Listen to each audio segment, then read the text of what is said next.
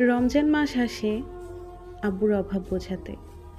এই রমজান মাস আসলে পরিবারে কত হইচই হতো, কত আনন্দ হতো। কিন্তু বাবা যখন আমাদের সবাইকে রেখে ওপারে চলে যায়, তখন থেকে আমাদের এই রমজান মাস এত আনন্দের আর হয় না। বাবা না থাকার আফসোস আমার মতো এতিমরাই জানে। একজন বাবা তার পরিবারের সব কিছু। একটা মেয়ের জন্য তার বাবা বীর পুরুষ।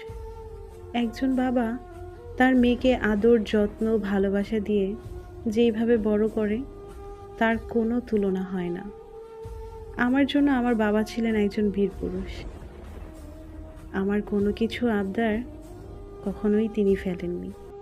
যা বলতাম তাই নিয়ে আসতো। আমার বাবার মতো আমি দ্বিতীয় কোনো পুরুষ দেখিনি।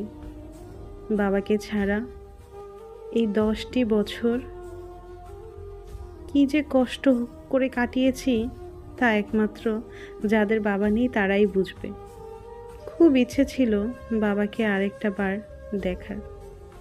ইচ্ছে ছিল আরেকটা বার বাবাকে বাবা বলে ডাকতে। কিন্তু এখন তো আর কোনোভাবেই সম্ভব না, কারণ আমার বাবা আর বেঁচে নেই।